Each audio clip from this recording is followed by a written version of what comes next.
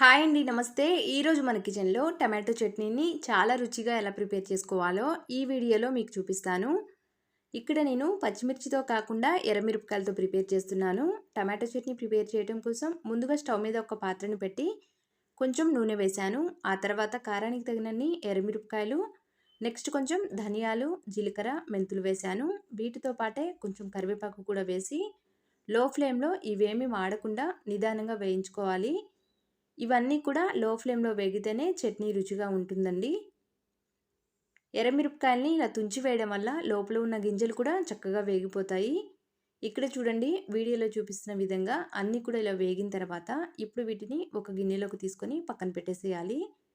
Next మళ్ళీ ఇదే పాత్రలోకి టమాటా ముక్కల్ని వేశాను.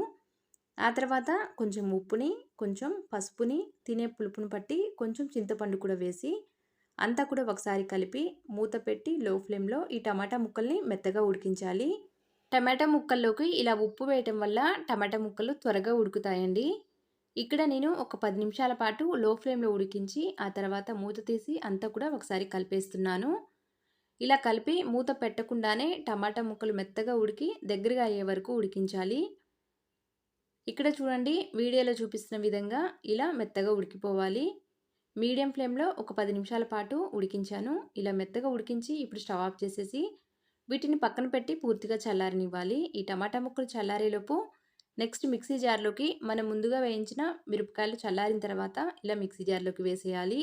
ఆ తర్వాత కొన్ని వెల్లుల్లి రెబ్బలని కొంచెం ఉప్పు వేస్తున్నాను. టమాటో ముక్కల్లోకి ఉప్పు వేసాం కాబట్టి ఇప్పుడు కొంచెం తగ్గించి వేయాలి.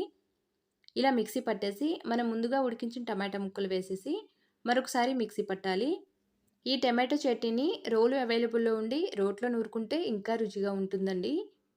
ఇక్కడ చూడండి వీడియోలో చూపిస్తున్న విధంగా ఇలా మిక్సీ పట్టిన తర్వాత ఇప్పుడు తాలింపు పెట్టాలి. పోపు కోసం స్టవ్ మీద ఒక పాత్రని పెట్టి తగినంత నూనెని వేశాను. నూనె వేడైన తర్వాత కొన్ని తాలింపు గింజలని, ఆ తర్వాత కొన్ని ఎర్రమిరపకాయలని, నెక్స్ట్ కొంచెం కరివేపాకు కూడా వేసి లో ఫ్లేమ్‌లో నిదానంగా వీటిని చక్కగా వేయించుకోవాలి. ఇలా వేగిన తర్వాత ఇప్పుడు స్టవ్ ఆఫ్ చేసేసి కొంచెం ఇంగువ కూడా వేసి అంతా కూడా కలిపి మనం ముందుగా మిక్సీ పట్టిన టమాటో చట్నీ వేసి కలిపేసేయాలి. ఇప్పుడు చూస్తే నూనె కొంచెం ఎక్కువగా అనిపిస్తుంటుంది కానీ అంతా కూడా కలిపితే కరెక్ట్‌గా సరిపోతుందండి.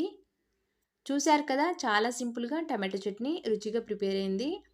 టమాటో చట్నీని ఎప్పుడు చేసే విధంగా పచ్చిమిర్చితో కాకుండా ఇలా ఎర్రమిరపకాయలతో ప్రిపేర్ చేస్తే చాలా రుచిగా ఉంటుందండి.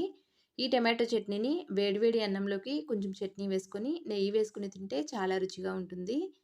అంతే అండి. Thank you for watching.